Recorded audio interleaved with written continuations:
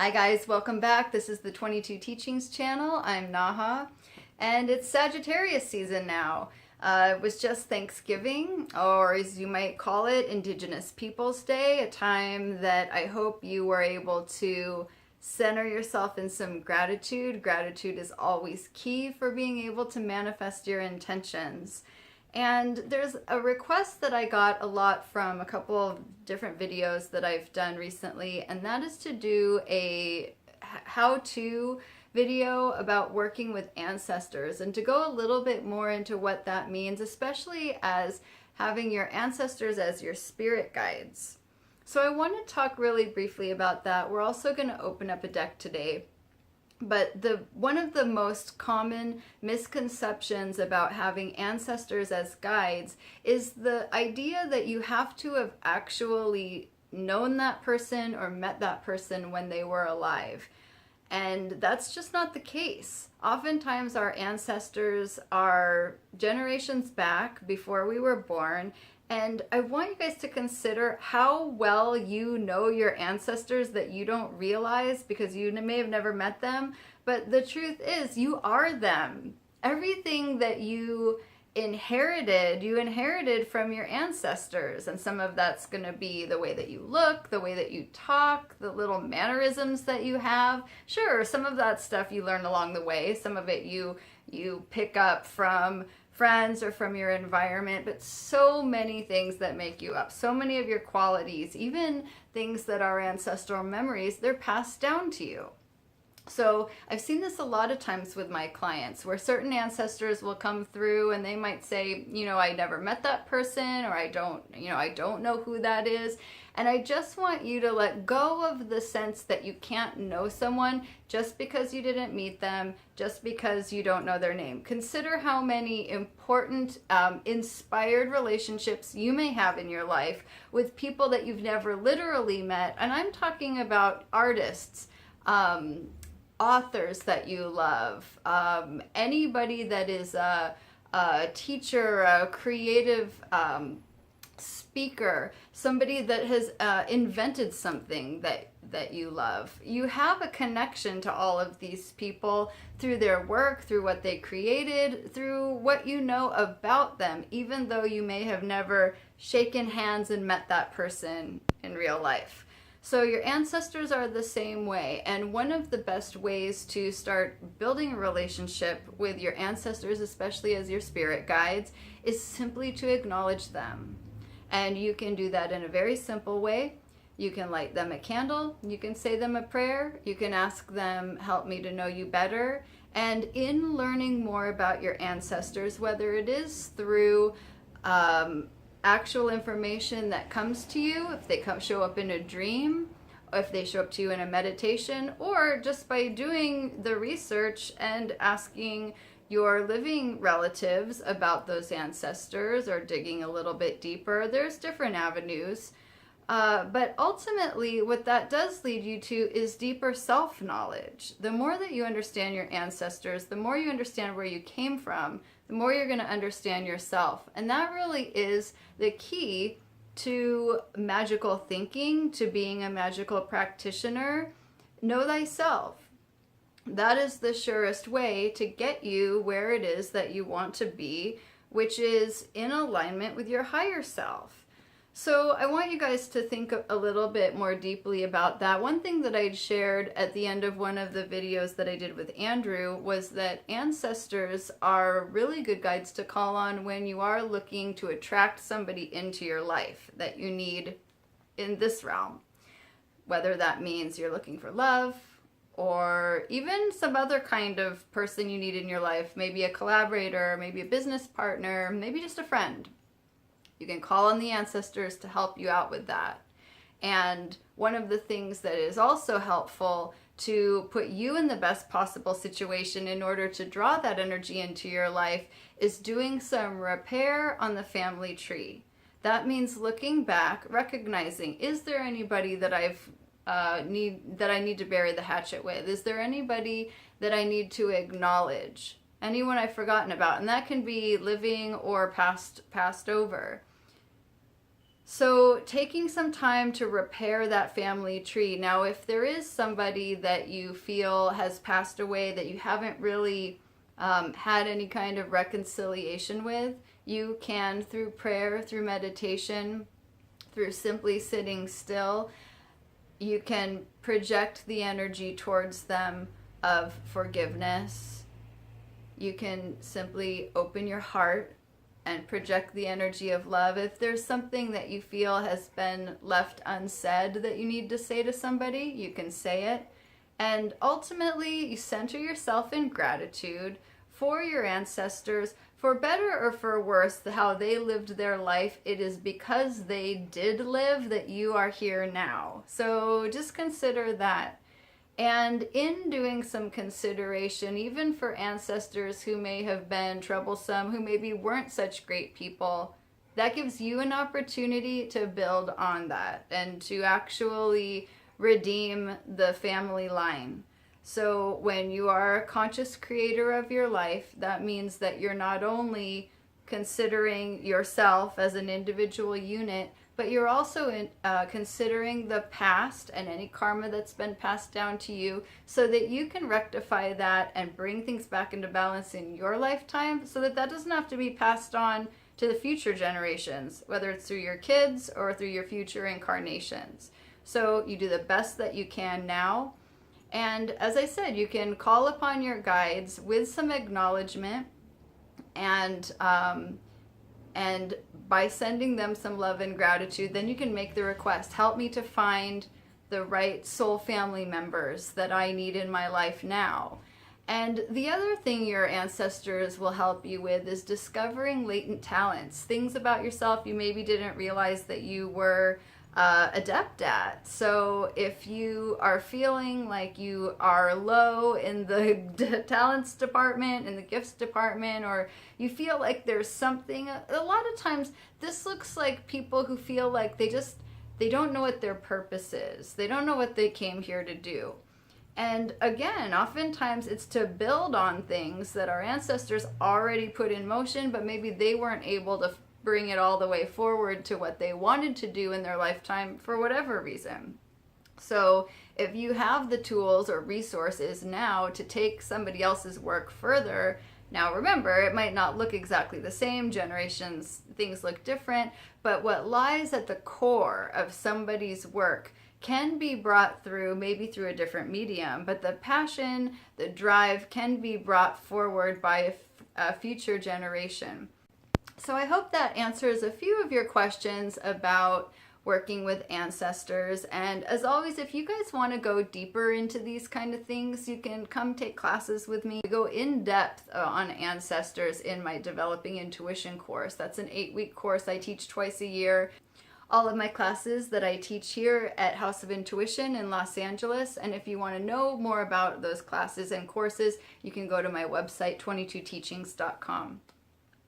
So I have a really exciting deck to open with you guys today. If you are a tarot reader and you don't know about this deck, you better get into it because this one is really awesome.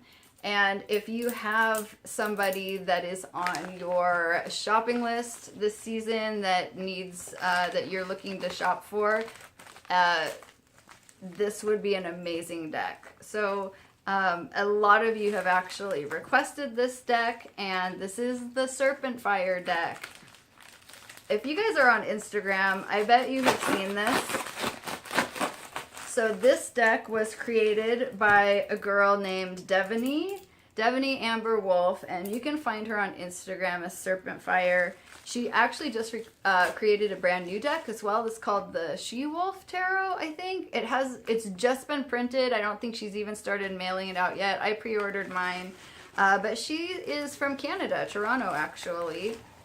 So I've had this sitting for a little while. Right off the bat, you guys are gonna see her aesthetic is absolutely amazing. You know, for Thanksgiving, I went out to Joshua Tree. I went out to the desert here. It's just past Palm Springs. It's about just 2 hours outside of LA. And I try to get out there at least once a year, and I just feel that it's just the best retreat. It's the best getaway, especially living in LA, you know, where it's can be super hectic a lot of the time. But out in the desert where there's just nothing and nobody, just the big open sky and earth, and it's very elemental. The Joshua trees are so cool. If you don't know what they look like, they're very sort of Dr. Seuss kind of funny trees. They look like they're actually growing upside down to me. Like the top of them look like these weird bushy roots. Anyway, so we were out there, and I wanted to film this video out in the desert, but I didn't end up making it happen. So you guys are getting it now. So this Serpentfire tarot, you know, her style is one of those kind of graphic collage style. But just every last detail right down to the box. Let's see if there's I don't see a date on this. Right inside the front of the box it says, "Awaken now to your desert dreamscape. Look within and find the gentle language of your spirit. This vision quest is yours and yours alone. The alchemical path of air, fire, water, and stone. Take strength from the energy, find solace in the lessons, hear the wisdom of the sages, passed down through the ages." Yeah, she's doing a really nice job here. Okay, this is the first thing we see, and this is actually the front of the booklet. And you can see she draws from Egyptian and sacred geometry and almost kind of like a Santa Fe Native American kind of look as well. So this is the booklet. It says edited by Michael Morit. Descriptions of all of the cards here. And here is the deck itself.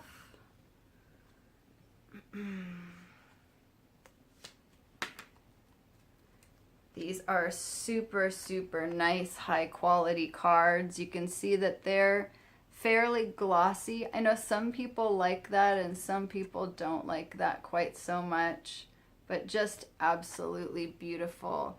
This first card is the King of Wands. Each one of these is such a work of art. Queen of Wands. I'm just going to go through some of these very quickly for you guys. There's the Knight. All of the Wands family. There's the Page. The family corresponding to the element of fire, as Wands correspond to fire. Let's take a look at some of the minors here. There's the 9. This one has kind of a safari feel to it. These cards are sticking together a little bit. All it's going to take is a shuffle and they'll come apart, but that's why they might be skipping around a little bit. There's the 7. I'm wondering if all of them have the same background or if they change by suit. Okay, it looks like the minor arcana and the majors have a little different background. Here's the Fool of the major arcana, and you can see all of the minors have this, which is almost has like an African kind of feel to it, doesn't it? Here's the 8 of Swords, here's the 8 of Swords. Now these are very non-traditional, so they're not necessarily going to speak to what your understanding of the cards is based off of the Rider-Waite. For instance, here's 9 of Swords. Now 9 of Swords, if you guys know the traditional symbology on a Rider-Waite deck, a Rider-Waite-Smith deck, you see the person sitting up in bed, they're holding their head in their hands, and they've got all the swords stacked up on top of them, and that's just a card of anxiety and worry. Now, if you look at this 9 of Swords, you can see a pretty beautiful depiction. This woman with this beam just coming right down, this orchid here. Let's look up what 9 of Swords means in this deck. And typically, I don't change the meanings of the cards from deck to deck. I have a really all-encompassing kind of attitude about what the cards can mean. And so with each deck, I'll just kind of add to my understanding. Nine of Swords, Mars in Gemini. Okay, so she is using the deacons that are traditional, and the meaning of this card, she says, is light and dark. Keys, duality, passive aggression, kindness and cruelty. That makes a lot of sense to me with the deacon, Mars in Gemini. Upright meaning, a calming floral motif dances throughout this card, and a woman is depicted emerging out of a lily blossom. There is a beam of light coming down to her, yet in the background there is a black void which threatens to consume everything. Okay, I hadn't really noticed that this was depicting a void. There is a troublesome duality happening here, a desire for love, but the nagging presence of self-sabotage and self-cruelty too.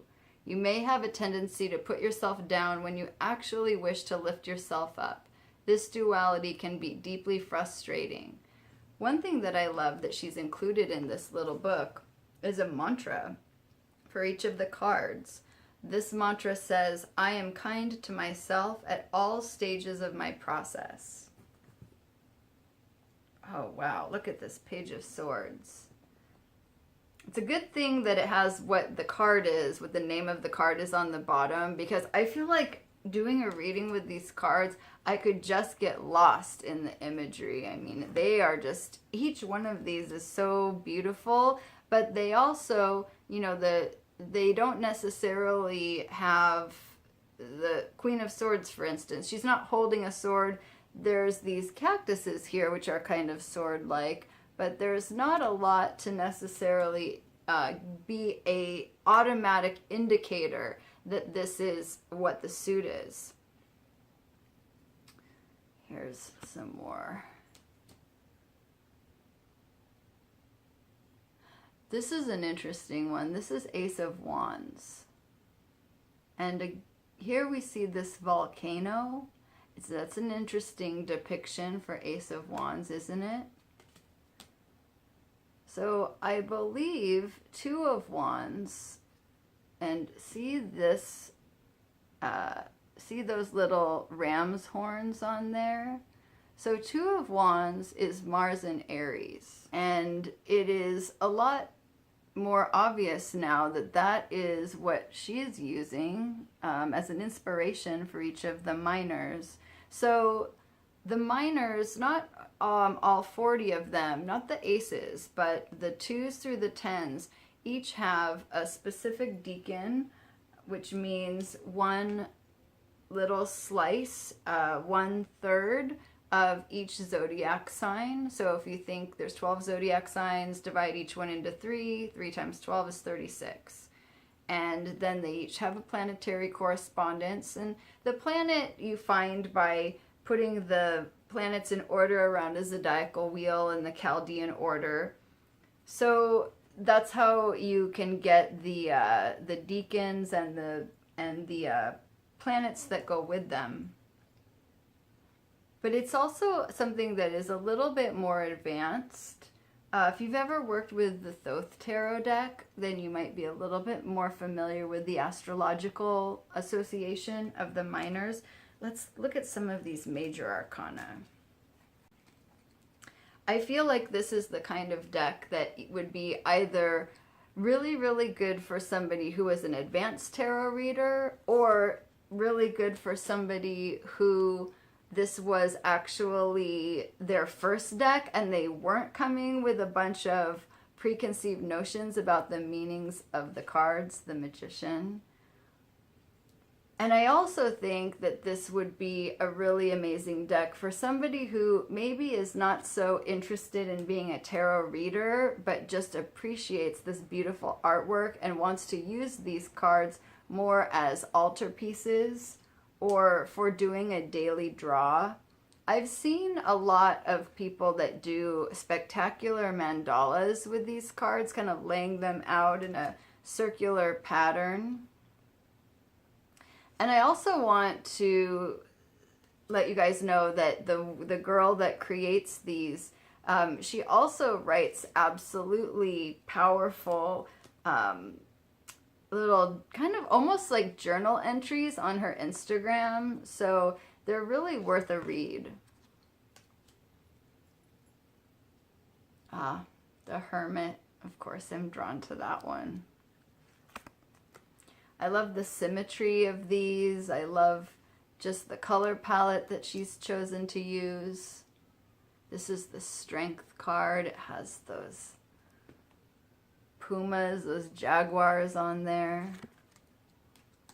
That's the Hanged Man. The Death card.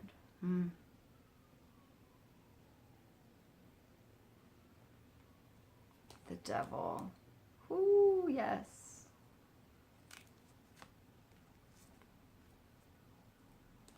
There's the Moon, Staircase, Judgment.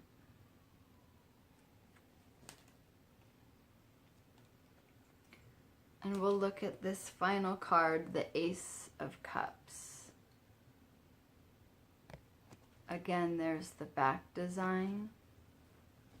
They have the beautiful gilded gold edges that are seeming to be very popular these days. We are seeing that more and more. This is the kind of deck that's going to hold up for a long time just due to its really, really nice quality, thick card stock. Like I said, that glossy coating.